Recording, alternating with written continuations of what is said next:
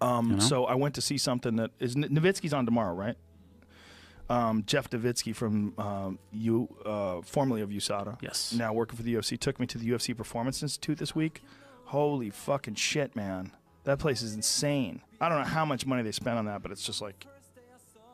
this is like some science lab for training fighters. I mean, everything you could imagine they have in this giant-ass building. I've heard every fighter on the roster can go there. Anytime they want. Yeah. They feed them. They take care of them in the cafe. They make them healthy food. They have all these different things that monitor your body composition, your hydration levels, all these different modalities for healing and recovery. Everything. You fucking name it, they have it. It was super impressive. Super impressive. They have all these video systems that are around the octagon constantly where they're monitoring sparring from like a bunch of different angles. They can get 3D video of it. They can rotate it. Well, they can watch you spar from any angle. Your coaches could point out little weird things that you might be doing that you're not aware of. But pointed out, they always have the angle. They get every single angle. It's amazing. They have a thing there that like these punch registers, you know. Yeah. Like the video game, except much more scientific. Yeah. Here's a little trivia. You know, I was told is the #1 pound-for-pound puncher. Francis Ngannou. By weight class. No, by weight class. By weight pound. class. By weight class. Like, who's the number pound one? for pound? Justin Gaethje. That's Really? what I was told. Damn. Yeah. That's impressive. Forrest Griffin told me that. I wonder how many people have punched it, though. I don't know. Yeah, I don't know. You know. I don't know. I don't know. This is what I was told by Forrest Griffin. Well, he certainly punches hard as fuck. There's no doubt about it. Pound for pound, I believe it. Pound for pound, yeah. I mean, Ngannou just punches harder than anybody, period. Blew it out of the water by some insane amount of thousands of pounds a square inch. They said he's fucking like getting Drago hit shit. by Whatever he hits, he destroys, bro. They said he's like Rocky getting IV. hit by an escort, like a Ford Escort. That's what it's like. Yeah. I thought of a totally different escort for a second. Yeah, there it is. They got a video of it, of him hitting this thing. That's Duncan French. Boom. So they have him do this thing, and they had this limit before, or this record before that I think was set by Tyrone Spong. No surprise there. Yeah. He's an interesting fucking character, Francis Ngannou. You want to talk about a guy that is literally right out of an author's pen. Really? Like if you're going to have a guy who, you know, like Robert E. Howard, when he used to write the Conan books. Yep. Like, he used to work in a sand mine. He used to dig sand when he was a young man. Like, you know how much fucking hard work it is digging into sand every day and carrying it away and just getting stronger and stronger. It's literally like when Conan was strapped pushing to the the wheel. fucking mill. Yeah. And then he was homeless 5 years ago. Moves to Paris. Wants to try boxing. Someone sees him in a gym and goes, "Hey, you should be in MMA." And he's like, "Okay." So he goes into MMA. Goes to the UFC. In 2 years, he's fighting for the title, and he's a big favorite over the champion, who is, if the champion wins, breaks the longest-running title fight streak, winning title fights in the heavyweight division, which is only 2. It's a great story. It's amazing. It's a fantastic story. 5 years ago, homeless. That's nuts. Yeah. It's like, you know, like Henry Armstrong was working on a railroad. Saw a newspaper article about a guy winning a fight and said, "Fuck this railroad shit," and went and started boxing. Became one of the greatest of all time. Yeah, or when Jack Johnson first became the heavyweight champion. I mean, everybody kind of knew. You know, you saw Jack Johnson like, oh my God, these guys are fucked. Yeah, it's all downhill from here. Yeah, him versus Stipe is very, very interesting. And I want to see if Stipe can figure out a way to avoid the big shots, close the distance, get a hold of him, and if he can take him to the ground. Here's my advice for anybody calling that fight, you included. I would look at everything but power in terms of who's got the better footwork, who's moving their head a little bit more, who's got a little more defense, because, man, that's going to be, I think, tell the story as one who avoids getting hit. You know, because they can both knock you the fuck out, man. Yeah, they both certainly can knock you the fuck out, but Francis does it in a weirder way. Yeah, he does. He does it in a like superhuman way where you're like, ugh. We see the angle of his punches. It's like he's trying to rip your soul out of your body, man. The Alistair left hook uppercut combination punch, that shovel hook, was just one of the most terrifying things I've ever seen anybody get hit with in all my years of calling sports. Looked like a Pez dispenser. Yeah. Boom, head all the way back. The photo's so crazy. It's almost like a really bad action movie where the guy who's like the guy who's rising through the ranks is just blasting everybody in the orbit. You go to sleep. He even talks like those people. Yeah. It's crazy. Yeah. Every now and then you get a story like that. It seems like it's like Adam, like Justin Wren. That story is just ridiculous, man. Yeah. No, he's amazing. You know? the other thing that about Ngannou is the way he trash talks is hilarious. Like Stipe said he's not intimidated by any man, and Francis goes, "Don't lie, Stipe. Don't lie."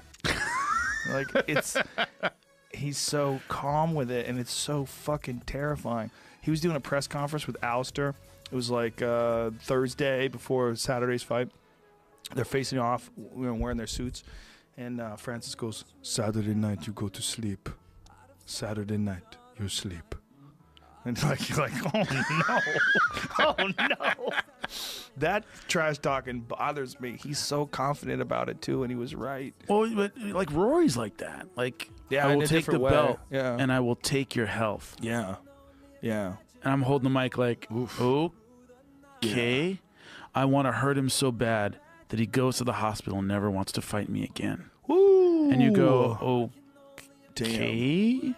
He's not. Yeah, that's some He's not intense talking shit, man. shit either. You know, Yeah, sometimes people it's talk just- shit, and you know they're just trying to put up a bluff. Yeah.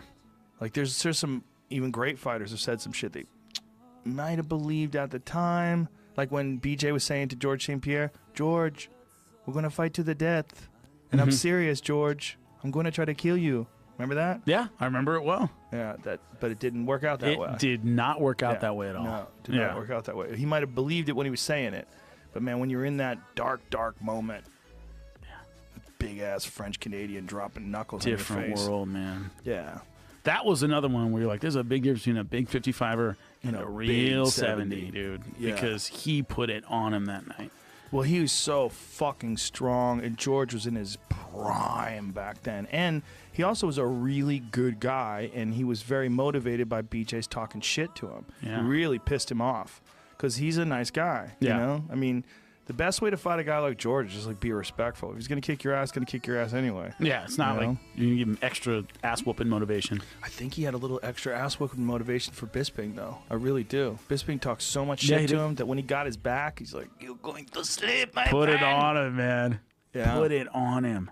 Put it on him standing up, too, man. Just starting to wear down, too. Just when I thought, man, maybe the tide's starting. Because, you know, Bisping, his whole thing is he's not a particularly hard puncher. His wrestling isn't great. It's he wears you the fuck down. Well, not also- a big 185er No. at all. It's just he wears you the fuck down. He was And also particularly effective off of his back with He elbows. was. I was impressed with that. Cut George up with those elbows off his back. That made it a real problem because George was having a hard time seeing, man. That blood was everywhere. Yeah. You know? What a good fight. I kind of like the story if George just retires. It doesn't bother me. Yeah. I like it. He bucked it. He bucked it. Everybody who doubted him came back, won by finish. He's like, yeah, take it easy.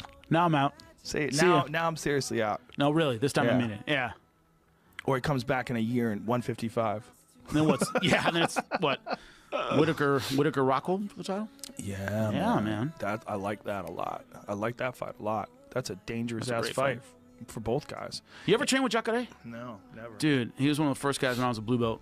He came by and he was getting ready for Pan Ams, and this is back when he was like when he beat Hozier at Worlds, broke his arm and still won. Like Yeah, back that was then. insane. Yeah, that was insane. Would not tap. Wouldn't tap, and Wrote it out. They changed the rules after that. You know that? Really? Yeah, because Jacare literally stuck his. For people who are listening and don't know about it, Hozier Gracie broke Jacare's arm in the absolute division in the Worlds 2005, 2006, 2004, around there.